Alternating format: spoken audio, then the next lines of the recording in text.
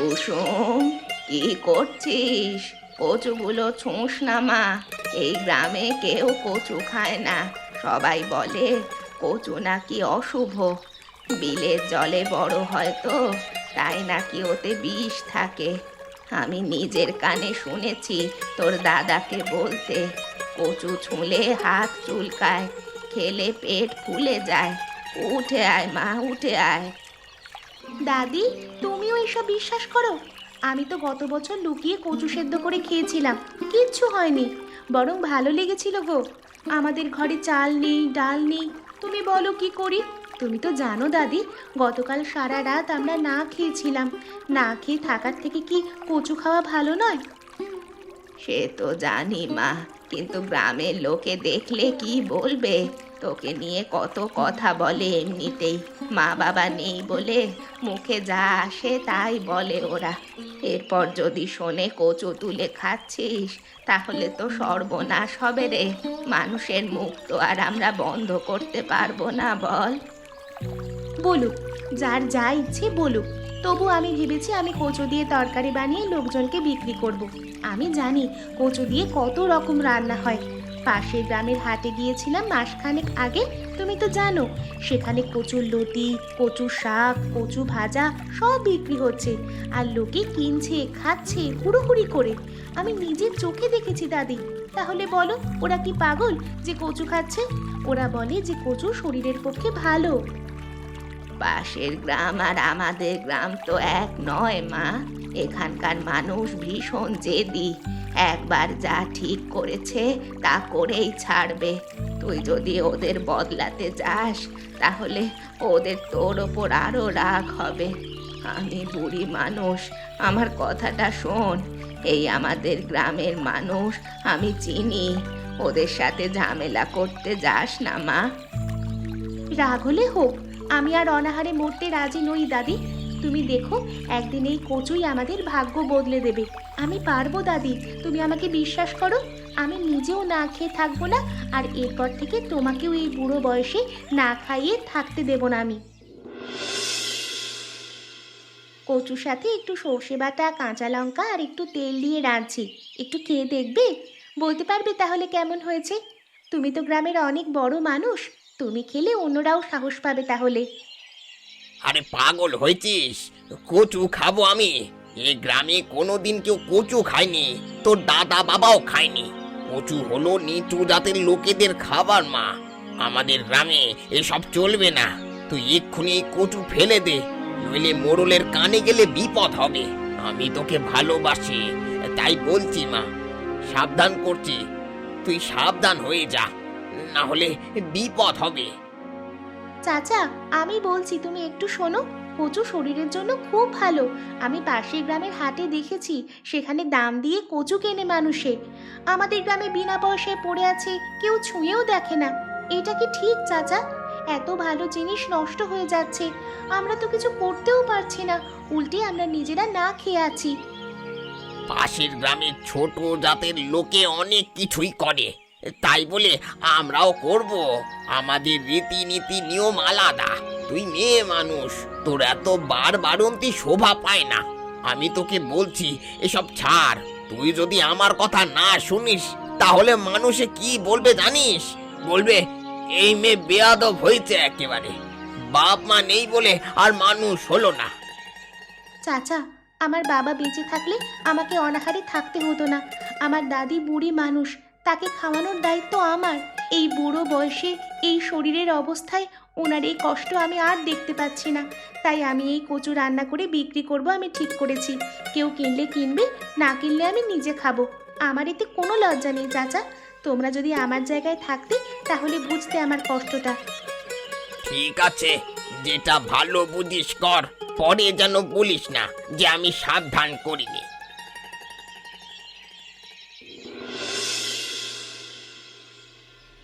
দেখুন বাবু, আমি বলেছিলাম, মানলো না মেয়েটা। বিলের পাড়ের কচু তুলে এনে রান্না করে রাস্তায় বসে বিক্রি করেছে। এত সাহস, সবাই দেখেছে। এখন পাশে গ্রামের কথা ছড়িয়ে গেলে কি হবে ভাবুন। কুসুম, এ কি করছিস রে তুই? এ গ্রামে কচু কেউ খায় না তো, তোকে কে বললো এসব করতে? কাকা, আমি জানি গ্রামে কচু কেউ খায় না, কিন্তু আমি খেয়ে দেখেছি, খুব ভালো খেতে, আর সবার জন্য খুব পুষ্টিকর জিনিস। আমি ভেবেছিলাম সবাইকে একটু খাওয়াবো, পছন্দ হলে বিক্রি করব। আমাদের তো টাকা নেই কাকা, তাই এছাড়া আর কোনো উপায় নেই আমাদের কাছে। তোদের টাকা নেই বলে কি যা পাবি তাই খাওয়াবি মানুষকে? এ গ্রামের রীতিনীতি আছে, তোর কি মাথায় কিছু নেই? কাকা, যদি একবার খেয়ে দেখেন নিশ্চয়ই আপনার ভালো লাগবে। চুপ কর, এই মুহূর্তে সব গুটিয়ে ঘরে যা। আর কোনো দিন যদি গ্রামের রাস্তায় রাস্তায় কচু রান্না করতে দেখি, তোকে গ্রাম থেকে বের করে দেব, বুঝলি? এখনই যা আমার সামনে থেকে। তুমি আমার কথা শুনবে না কাকা? কিন্তু তুমি তো খেতে খুব ভালোবাসো, একটুখানিও খেয়ে দেখবে না? না মানে, কি বলছিস কি তুই? তুই যা খাওয়াবি আমি তাই খাবো। আবার কি কোনো মান সম্মান নেই নাকি? এত লোকের সামনে চলে যা, চলে যা বলছে এক্ষুনি। দূর হয়ে যা আমার চোখের সামনে থেকে। কাঁদিস না মা, আমি তো বলেছিলাম এই গ্রামের মানুষ শুনবে না, এরা এমনই, নতুন কিছু মানতে চায় না। দাদি, আমি কি দোষ করেছি বলো? মোড়ল কাকা এমন ভাবে বলল যেন আমি চুরি করেছি। সবাই দাঁড়িয়ে দেখছিল, কেউ একটা কথা বললো না আমার হয়ে, উল্টে হা হা করে হাসলো সবাই। আমার খুব খারাপ লেগেছে এদের ব্যবহারে। তুই কি পাগল হয়েছিস? মোড়লের বিরুদ্ধে কে কথা বলবে মা? এই গ্রামে তার উপরে কারোর কথা বলার সাহস নেই, কিন্তু তুই হাল ছাড়িস না। মা বেঁচে থাকলে আজ আমাকে এভাবে অপমানিত হতে হতো না। দাদি, আমি কিন্তু হাল ছাড়বো না। মোড়ল কাকা রাস্তায় বসতে মানা করেছে, আমি বাড়িতে বসে রান্না করব, যে আসবে তাকে খাওয়াবো, তবু ছাড়বো না। আমাকে কুকুর বিড়ালের মতো তাড়ালে আবার যাব। আমি জানি দাদি, একদিন না একদিন কেউ নিশ্চয়ই খাবে, আর একজন যদি খায় সেই বুঝবে আসলে জিনিসটা কত ভালো, আর তারপর আরেকজন খাবে, তারপর ধীরে ধীরে ছড়িয়ে পড়বে লোকের মুখে মুখে। একটু খেয়ে দেখো না, আমি কত কষ্ট করে রান্না করে এনেছি। কচুর সাথে চিংড়ি মাছ দিয়ে রেঁধেছি আজকে, খুব ভালো হয়েছে। একটু মুখে দিয়ে দেখো অন্তত, আমি কথা দিচ্ছি ভালো লাগবে। তুই আবার এসেছিস? তোকে কত করে বলি তোর কচু কেউ খাবে না, তুই কি কানে শুনতে পাস না নাকি? গত 3 দিন ধরে দরজায় দরজায় ঘুরে বেরোচ্ছিস, মানুষ হাসছে তোকে নিয়ে, গ্রামের সব লোকের রাগও হচ্ছে। তোর বাপ মা মারা যাওয়ার পর তোকে তোর দাদি মানুষ করতে পারেনি, তার নমুনা আমরা দেখতে পাচ্ছি চোখের সামনে। চাচা, পছন্দ না হলে আমাকে ধরে মারবে, তখন তো আমি কিছু বলতে যাব না তোমাকে। শোন কুসুম, তোকে আমি নিজের মেয়ের মতো ভাবি বলেই বলছি, তুই এসব বন্ধ কর। গ্রামে তোর নামে নানা রকম কথা উঠছে, তোর কিন্তু এই গ্রামে থাকা মুশকিল হয়ে যাবে। যা যা, এখন যা এখান থেকে। কুসুম, বাড়ি আছিস? মোড়ল কাকা, তুমি এই অসময়ে এত রাতে, কি ব্যাপার? কিছু হয়েছে নাকি? আরে ভয় পাস না, আমি লুকিয়ে এসেছি তোর কাছে। শোন, আমি জানি তুই রোজ কচু রান্না করিস, কিন্তু কেউ খাচ্ছে না। সারা গ্রামে রটে গেছে যে তুই পাগল হয়ে গেছিস, তাই তোকে সবাই গ্রাম থেকে তাড়িয়ে দেওয়ার কথা ভাবছে। কিন্তু আজকে আমি এসেছি অন্য কারণে। আমি আমি একটু খেয়ে দেখতে চাই। তুই তো জানিস যে আমি নতুন নতুন খাবার খেতে খুব ভালোবাসি, কিন্তু গ্রামের লোকের ভয়ে আমি সাহস করে বলতে পারিনি। কাকা, তুমি সত্যি খাবে কচু? এই যে তুমি সবার সামনে আমাকে সেদিন অপমান করলে। সে তো গ্রামের লোকের সামনে বলতে হয়। আমি মোড়ল, যদি সবার মন রেখে কথা না বলি তাহলে আমার নিজের বিপদ হবে। কিন্তু তুই তো জানিস যে আমি ভোজন রসিক মানুষ, নতুন কোনো খাবারের কথা শুনলে আমি নিজেকে ঠিক রাখতে পারি না। সেদিন তোর কচুর গন্ধ আমি পেয়েছিলাম, কিন্তু সবার সামনে আমি খেতে পারিনি। তুই আমাকে একটু খাইয়ে দেখা। ঠিক আছে ঠিক আছে, তুমি বসো কাকা, আমি রাতে কচুর সাথে নারকেল বাটা দিয়ে রেঁধেছি, আর দুপুরের একটু ভাতও আছে, তোমাকে এক্ষুনি দিচ্ছি।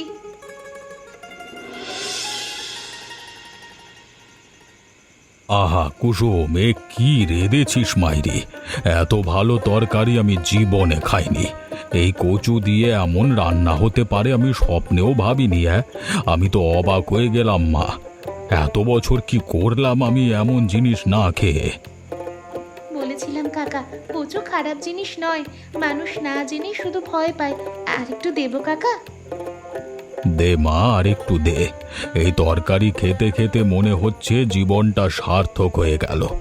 এখন থেকে আমি আমি নিজে সবাইকে এই কচুর কথা বলবো।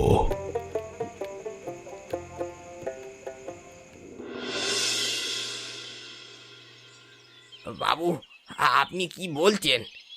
আপনি কুসুমের হাতের কচু খেয়েছেন শুনলাম। এটা কি সত্যি? সত্যি রহমত, একদম সত্যি। আমি কালকে রাতে লুকিয়ে গিয়ে খেয়ে এসেছি, আর লুকাবো না। সত্যি বলছি, এমন অসাধারণ রান্না যে খাবে না সে বিশ্বাস করতে পারবে না। আপনি বোধহয় ভুলে গেছেন যে আপনি এই গ্রামের মোড়ল। আপনি একজন মোড়ল হয়ে আমাদের গ্রামের মান সম্মান একেবারে ধুলোয় মিশিয়ে দিয়েছেন। তুই কি বলবার চেষ্টা করছিস রহমত? আমি যদি কোনো সিদ্ধান্ত নেই সেটা তোদের খারাপের জন্য সিদ্ধান্ত নেব? মোড়ল, এই কথা গ্রামের 5 জন এটা মানবে না। তাই বলছি, এখনো সময় আছে। আমার কথা শুনুন। ওই মেয়েটাকে আর বুড়িটাকে গ্রাম থেকে তাড়িয়ে দিন, না হলে এই গ্রামের লোকেরাও ওই ছোট লোক রান্না খাওয়া শুরু করবে। না, সেটা কখনোই হতে পারে না। আর সেই জন্যই আমি আগে নিজে খেয়ে দেখেছি, তারপর তোদেরকে বলতে এসেছি। এখন থেকে তোরাও খাবি কচু। আমি কোনোদিন কচু খাবো না, মরে গেলেও না। আর আপনার এই কাণ্ডের জন্য আপনাকে মূল্য দিতে হবে, আমি বলে দিলাম। সাবধান হয়ে যান আপনি। আমি গ্রামের আরো বেশি মানুষদের এক জায়গায় করে আপনাকে মোড়লের পথ থেকে সরানোর ব্যবস্থা করব।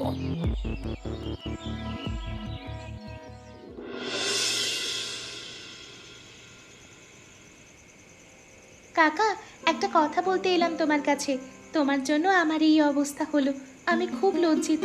আমি যদি সেদিন তোমাকে না খাওয়াতাম তাহলে তোমার এই কষ্ট আর অপমান হতো না সবার সামনে। চুপ কর কুসুম, তুই খাওয়াসনি, আমি নিজে গিয়ে খেয়েছি। আর আমি এখন পরিষ্কার বুঝে গেছি যে এই গ্রামের মূর্খ মানুষদের কোনো উন্নতি হবে না যতদিন না তারা সত্যটা বুঝতে শেখে। কিন্তু কাকা, এবার কি হবে? আমি গ্রামে কথা শুনে এলাম যে সবাই তোমাকে এক ঘরে করার কথা ভাবছে, আর তোমার সব থেকে পুরনো বন্ধু রহমত তোমার দলে নেই। রহমত আমার পুরনো বন্ধু, কিন্তু সে ভীতু মানুষ। কিন্তু দেখবি, আমি বিশ্বাস করি যে সত্যি একদিন ঠিক বেরিয়ে আসবে কুসুম। তুই রান্না বন্ধ করিস না, তুই তোর কাজ কর। আমি আছি তোর পাশে, তারপর দেখা যাবে কি হবে। আমি করব কাকা, তোমার জন্য রোজ রান্না করে আনবো। আমি জানতাম একবার যে খাবে সে আর অন্য কিচ্ছু খেতে চাইবে না। ঠিক আছে, আমি এখন যাই গো কাকা।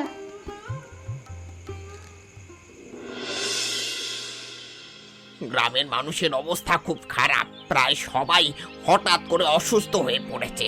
সবার প্রচন্ড জ্বর, বমির সাথে হাত পা কাঁপছে। বাচ্চারাও আরো অসুস্থ হয়েছে। আমার নিজেরও শরীর ভালো নেই। কি হয়েছে বুঝতে পারছি না। রহমত ভাই, এটা সাধারণ জ্বর না। পুষ্টির অভাবে শরীরের রোগ প্রতিরোধ ক্ষমতা একেবারে কমে গেছে তোমাদের। গ্রামের মানুষ কি খায়? শুধু ভাত ডাল, সবজি খাও না তোমরা? আর মাছ মাংস খাবার পয়সা নেই তোমাদের। তোমরা ভাবো যে সবজি হচ্ছে গরিব মানুষদের খাবার, তাই আজকে তোমাদের এই অবস্থা হয়েছে। হ্যাঁ, কিন্তু আসল কথা হচ্ছে এখানে সবজি তেমন পাওয়া যায় না, সস্তা মাছও কম পাওয়া যায়। এই অবস্থায় আমরা কি করতে পারি? সবজি হয় না মানে? আমি আস্তে আস্তে বিলের পাড়ে একটা এত কচু দেখলাম। কচু তো খুব পুষ্টিকর খাবার, এতে শরীর ঠিক রাখবার জন্য প্রয়োজনীয় সব জিনিস আছে। এই কচু দিয়ে তরকারি রান্না করলে শরীরের জোর বাড়বে, তোমাদের সবার রোগ ঠিক হয়ে যাবে। ওষুধ দেব, কিন্তু ওষুধের পাশাপাশি তোমাদের কচু খেতে হবে, না হলে কেউ বাঁচতে পারবে না। কচু? কিন্তু ডাক্তার বাবু, আমরা এখানে কেউ খাই না। সবাই বলে কচু ছোট লোকদের খাবার। খায় না মানে? কেন খায় না?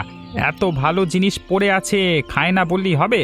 আমার ওষুধে সবার জ্বর কমবে, কিন্তু শরীর ভালো রাখতে হলে ওই কচু খেতেই হবে, না হলে তোমাদের কাউকে বাঁচানো যাবে না। এটা আমি পরিষ্কার করে বলে যাচ্ছি তোমাদের। হ্যাঁ, তোমরা হচ্ছ মূর্খ, আর সেই মূর্খামির জন্যই তোমরা মরতে বসেছ।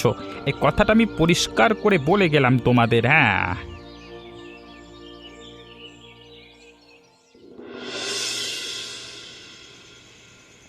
কুসুম, বাড়ি আছিস?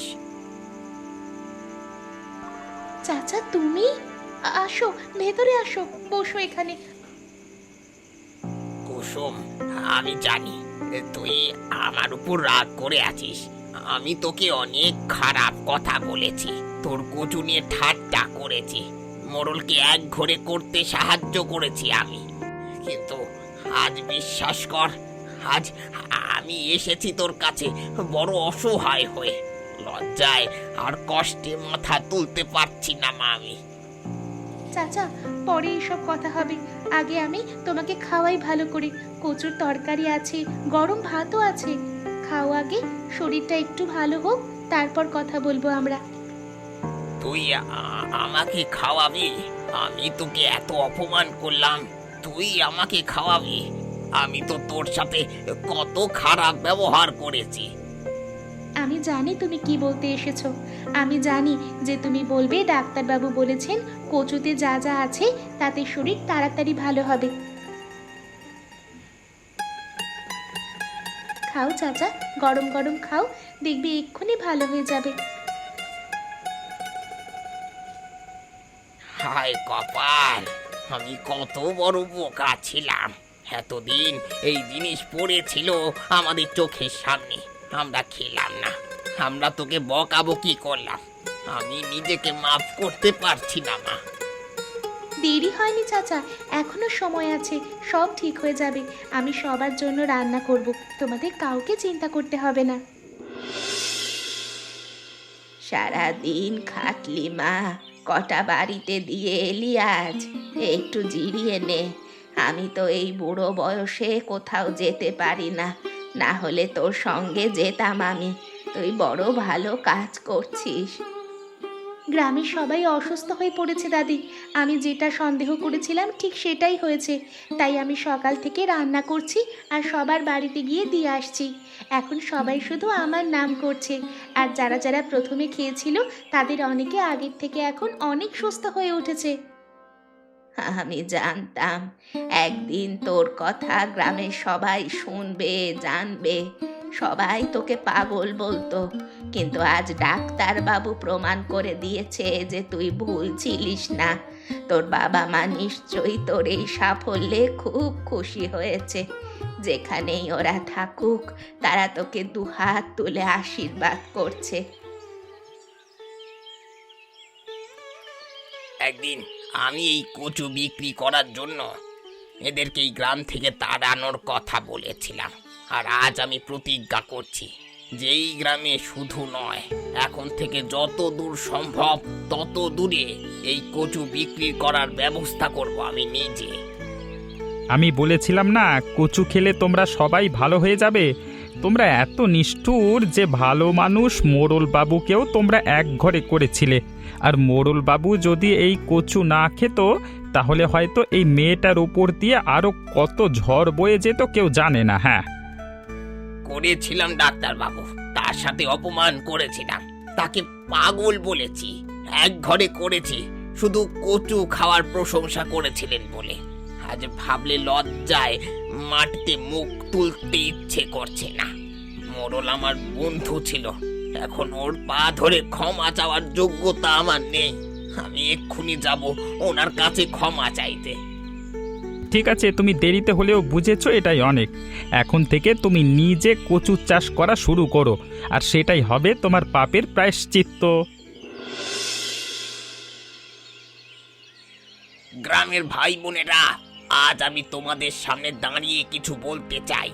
আমরা একটা খুব বড় ভুল করেছি।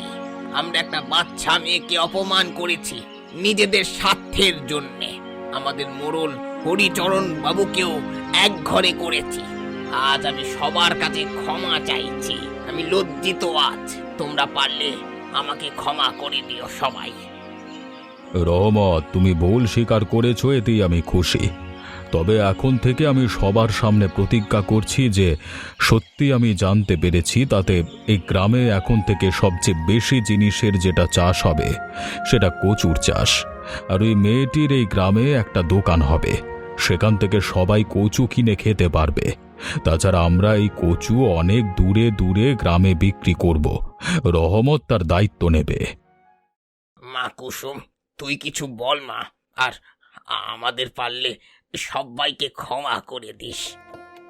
চাচা, আমার বেশি কিছু বলার নেই। আমি শুধু চেয়েছিলাম কচু দিয়ে এই গ্রামের মানুষের উপকার হোক আর আমরা বেঁচে থাকি। সেটুকু নিয়ে কত ঝড় বয়ে গেল।